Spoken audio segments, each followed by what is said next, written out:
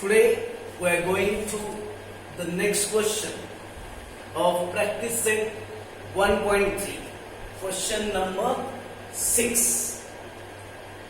You can see here the diagram given in the textbook. You can see quadrilateral A, B, C, D. This one is quadrilateral A, B, C, D. Okay?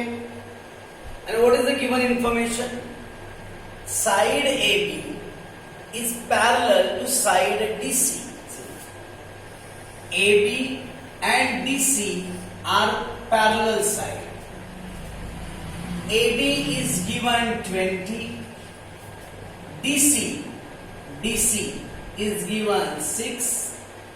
OB, you can see here, OB is given 15, and you have to find out OD. Okay, बघा diagram वरून question करतो का बघा. ABCD हा चौकोन आहे.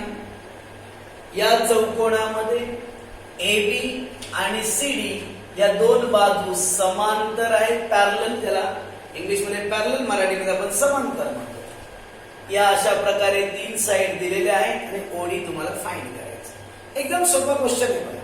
फक्त आपल्याला कळलं पाहिजे की नेमकं कसं सोडवायचं. बघा, या दोन triangle, you can see here these two triangles. If you prove that these two triangles are similar, then you can find out value of OD. तुम्हाला दोन ट्रायंगल सिमिलर दाखवायचे आहे. कोणते दोन ट्रायंगल बघा, इथे नाव दिलंय मी ट्रायंगलची. Triangle AOB. बघा कुठे ट्रायंगल AOB. हा ट्रायंगल AOB घेतला. आणि सेकंड ट्रायंगल COD. फक्त दिसतंय तुम्हाला, एक ट्रायंगल AOB आणि सेकंड वन COD. बघा, या दोन ट्रायंगलला आपल्याला सिमिलर दाखवायचं आहे. Already we have learn AA test of similarity. In AA test only two angles. You have to prove that two angles are congruent. You can see here. These two sides are parallel. बघा, ही side आणि ही side parallel आहे. मग जर parallel side असते तर बघा, मी marking करून दाखवले बघा. हा अँगल आणि हा अँगल, बघा असा झेड तयार होतो का बघा. मग हे दोन अँगल कॉन्ग्रुएंट असणार, कारण याला म्हणतो अल्टरनेट अँगल्स. अल्टरनेट व्युत्क्रम कोण असे म्हणतात, असा झेड तयार झाला. पण यासाठी या दोन लाईन पॅरलल असणं गरजेचं आहे, लक्षात घ्या. आणि तसंच बघा, इथे पण झेड तयार होतो. झाला झेड तयार झालं म्हणजे हा अँगल आणि हा अँगल, इथे बघा सेम मार्किंग केली. हे दोन अँगल पण कॉन्ग्रुएंट आहे. ही मार्किंग आपण केलेली आहे, टेक्स्टबुक मध्ये दिलेली नाही. हे दोन अँगल पण कॉन्ग्रुएंट असतील का, कारण हे पण अल्टरनेट अँगल्स आहे. त्याला मराठीमध्ये आपण काय म्हणतो, व्युत्क्रम. बघा, हीच नावं इथे लिहिली बघा. अँगल OBA दिसतो का बघा तुम्ही, अँगल OBA दिसतो. हा अँगल, जो अँगल रीड करायचा आहे तो मध्ये ठेवायचा. OBA झाला बी अँगल. याचं नाव काय येईल बघा, ODC. Angle ODC. These two angles are congruent. Why? They are alternate angles. मराठीत त्याला आपण काय म्हणतो, व्युत्क्रम कोन. एक झाला. सेकंड नंबर हा अँगल OAB दिसतोय का, अँगल OAB हा अँगल. आणि याचं नाव कसं घेतंय, angle OCD. These two angles are also congruent. Why? They are also alternate angles. Same marking केली बघा इथे. हे दोन्ही अल्टरनेट अँगल्स आहे, व्युत्क्रम कोन आहे. सेम सपोर्ट इथे आहे म्हणून तिथे डॅश केली. बघा, दोन अँगल कॉन्ग्रुएंट झाले बघा. हा अँगल आणि हा अँगल कॉन्ग्रुएंट आहे. हा आणि हा अँगल कॉन्ग्रुएंट आहे. You can see here two angles of two triangles are congruent. That's why these two triangles are similar. दोन अँगल, दोन कोन एकरूप आहेत की नाही, म्हणून हे दोन ट्रायंगल सिमिलर. AA टेस्ट, कोको कसोटी. आणि आपण ऑलरेडी पाहिलं, if the two triangles are similar, then the corresponding sides are in proportion. जर दोन त्रिकोण समरूप असतील तर बाजू प्रमाणात असतात. बघा कोणते इथे कोणती साईड येईल बघा, AO इथे बघा, AO अपॉन कोण येईल, CO बघा, AO upon CO. Second side कोणती येईल बघा, OB अपॉन कोण येईल, OD. आणि थर्ड साईड कोणती येईल बघा, AB. मग इथे कोण येईल सांगा, CD. Corresponding sides of similar triangle.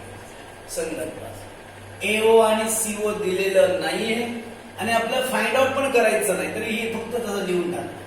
OB 15, OD आपल्याला फाइंड आउट करायचंय, AB 20, CD 6. Don't take this ratio because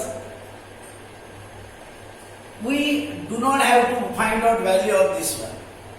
So take these two ratio. ये दोन रेशो घ्या, क्रॉस मल्टीप्लाय करा. OD into 20 is equal to 15 into 6. या steps याच्या खालीच घ्यायचे. मी या साईडला लिहिलं बघा.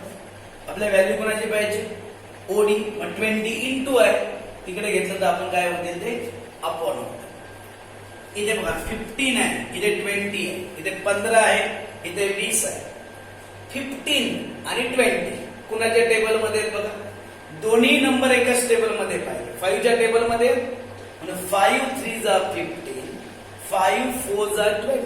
बघा 5 3 15, 5 चौक 20, इथे 4 4 आहे, इथे 6 आहे. मग 6 आणि 4 कुणाच्या टेबल मध्ये, 2 च्या टेबल मध्ये आहे. मग 2 3 जा 6, 2 2 जा 4. मग बघा 3 3 जा 9 आणि अपॉन किती आहे 2. 9 ला जर आपण 2 ने डिवाइड केलं तर आन्सर येणार 4.5. That's why OD is equal to 4.5. बघा किती इझी. फक्त दोन ट्रायंगल आपल्याला सिमिलर आहेत हे शो केलं, संपलं. Next question. What is the given information? See, quadrilateral ABCD is a parallelogram. Which one? Parallelogram. मराठीमध्ये त्याला म्हणतात ABCD हा समांतर भुज चौकोन आहे. पॅरलेलोग्रामचा अर्थ कळतो तुम्हाला? हा पॅरलेलोग्राम आहे. ABCD. Parallelogram means opposite sides are parallel. समोरासमोरील बाजू समांतर असणार, पॅरलल असणार, त्याला म्हणतात पॅरलेलोग्राम. म्हणजे याला पॅरलल ही साइड असणार, याला पॅरलल ही साइड असणार, म्हणतो parallelogram. Okay, this one is the given information. And what we have to find out, DE into BE, DE into BE is equal to CE into T. हे दिलेलं आहे आपल्याला, हे पण दिलेलं बघा. हे आपल्याला फाइंड आउट करायचं.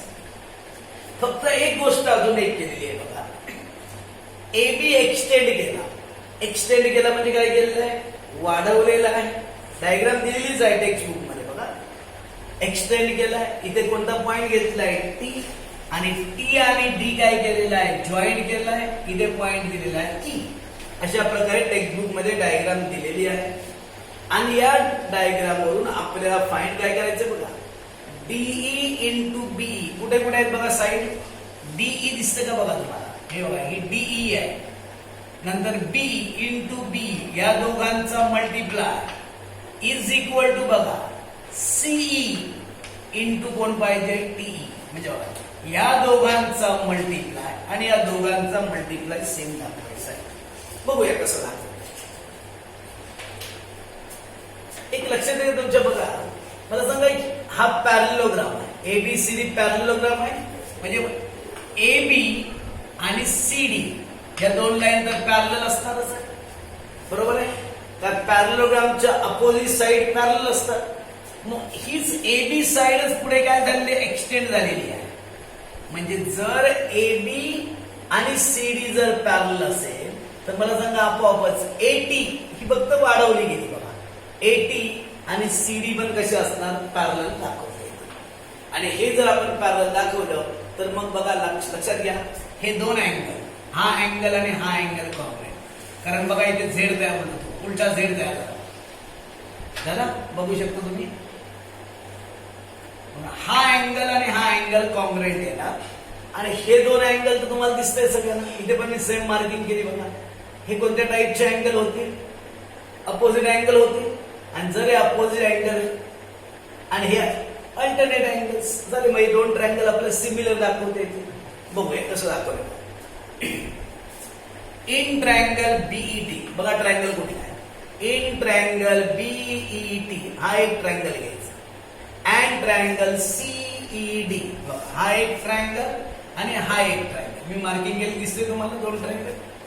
अँगल कुठला पुन्हा बघा? बीईटी आणि सेकंड वर सीईडी. हे दोन ट्रायंगल तुम्हाला सिमिलर आहेत हे शो करायचं. इथे पण आपल्याला ए टेस्ट दाखवता येईल.